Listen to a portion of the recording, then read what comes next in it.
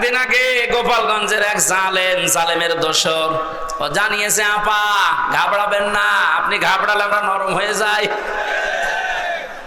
এখনো এই কথা বলেন? আপনার বিবেক আছে? আপনি জানেন বাস্তবতা কত নিচে নেমেছিল? এই দিককার মানুষগুলো কি, এরা কি মানুষ নাকি? ওইটা তো বলা যাচ্ছে না।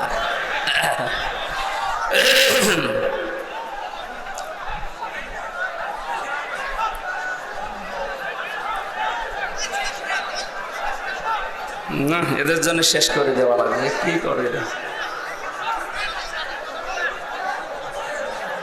ভলান্টিয়াররা মনে হয় দায়িত্ব পালন করছে না, নাকি এরা এদের বিবেক বুদ্ধি সব ব্যাংকে রেখে এসেছে? হ্যাঁ, এখানে কি কি করেন আপনি? হ্যাঁ,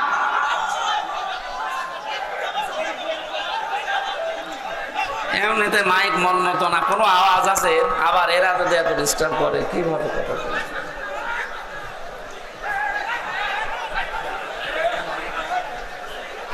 না না, আমি এই জেলা আমি আসবো না স্যার, আমার মাফ করে দিন, আমি আসবো না এই জেলায়। আর আসা যাবে না, আমার গলাটা নষ্ট করে দিচ্ছে। ছাতা নিয়েছে, নিজেরা ডিস্টার্ব করছে, আবার মাইক ভালো না, আমি কিভাবে কি করবো?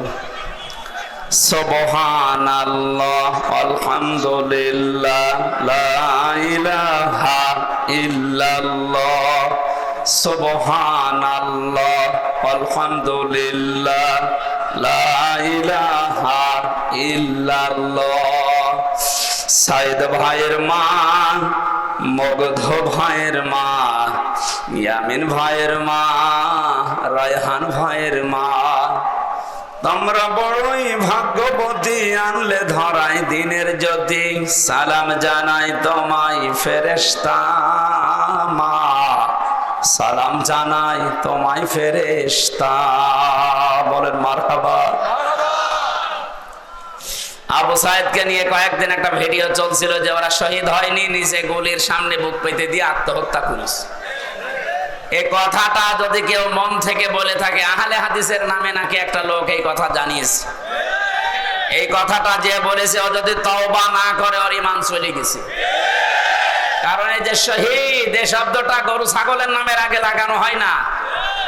এ কত দামি শব্দ জানেন? মানুষ যেন শহীদের বিরুদ্ধে মুখ দিয়ে কিছু না বলে, আল্লাহ মুখের উপরে নোটিশ দিয়েছেন। ওয়ালা তাকুলু লিমা ইয়ুকতালু ফি সাবিলিল্লাহি আমওয়াত বাল আহয়াউ ওয়ালাকিন লা তাশউরুন। আল্লাহ পাক সূরা বাকারার 154 নম্বর আয়াতে জানিয়েছেন, এই মুখ দিয়ে কোনোদিন এ কথা বলবে না যে আবু সাইদ এমনি মারা গেছে, না, ও শহীদ হয়েছে। ও মরে গেছে জীবনও বলবি না, ও জিন্দা। বাল আহয়াউন, শুধু জিন্দা না। আল্লাহ পাক বলেন, মানুষের মুখ দিয়ে বলার পরে যেহেতু ধারণার একটা জগৎ আছে, মনের একটা জগৎ আছে, ধারণা করতে পারে মানুষ যে মনে হয় মরে গেছে।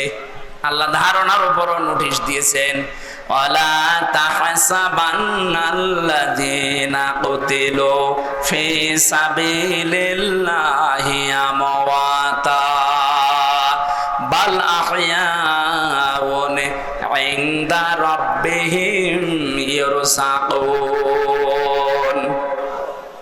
আমি তো বাস্তব কথা বলছি, ভালোভাবে খেয়াল করেন। এটা সূরা আলে ইমরানের 169 নম্বর আয়াতে আছে। আল্লাহ পাক বলেন, পৃথিবীর মানুষেরা ধারণাও করবে না, মুখ দিয়ে তো কোনোদিন বলবেই না, ধারণাও করবে না যে শহীদরা মরে গেছে।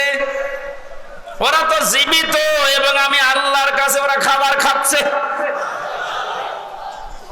খাবার খেলে মানুষের শরীরে রক্ত গোশত তৈরি হয় না, হয় না? বলেন না কেন? এটার প্রমাণ গায়বান্দারে সাব্বির না কি যেন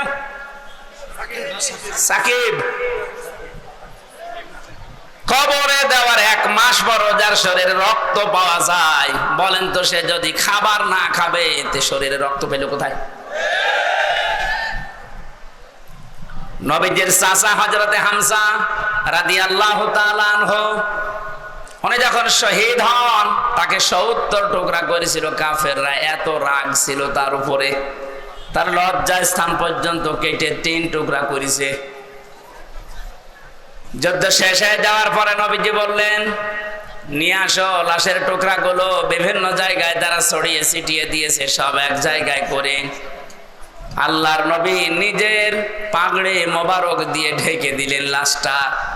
মাথা থেকে হাঁটু পর্যন্ত ঢাকা হয়েছিল, বাকি হাঁটু থেকে পা পর্যন্ত বেরিয়ে যায়। নবীজি নিজেই লতা পাতা পাহাড় থেকে নিয়ে এসে ওই জায়গাগুলো ঢেকে কবরের ভেতরে দিয়ে বললেন, মাবুদ, আমার চাচা হামজার উপরে আমি এখন পর্যন্ত রাজি আছি, তোমাকে বলছি দয়া করে তুমি আমার চাচা হামজার উপরে রাজি হয়ে যাও। ও গাইবান্ধাবাসী, নবীজি যদি কবরের পাশে দাঁড়িয়ে চাচার পক্ষে কথা বলতে পারে, আল্লাহ নারাজ হয়ে যাবে? বলেন।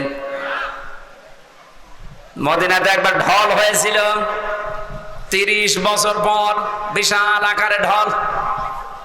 এ ঢলে হযরতে হামজার কবর ভেঙে স্রোতের মতো রক্ত আসছিল। ওই সময় যারা ছোটবেলায় যুদ্ধ করেছিল এখন তারা বয়স্ক হয়ে গেছে, মুরব্বী।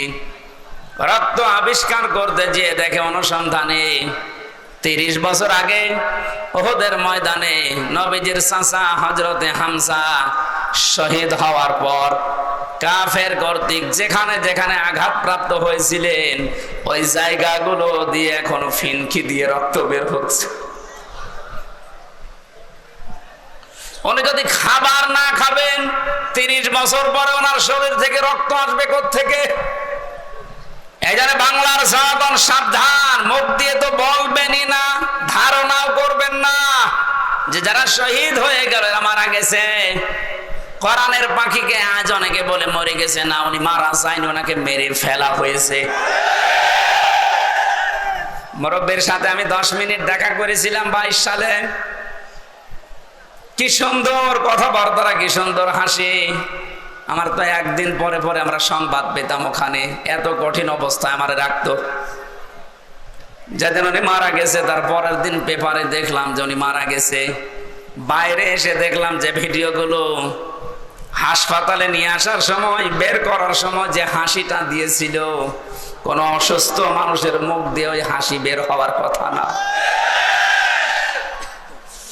ওনাকে ধোঁকা দিয়ে বোকা বানিয়ে জেলার আর সুপার এখন স্বীকার করছে যে আমরা উপরের নির্দেশে এটা করেছি। আমাদেরকে বলা হয়েছিল যে সই স্বাক্ষর করে বলেন যে নির্বাহী আদেশে ছেড়ে দেবে।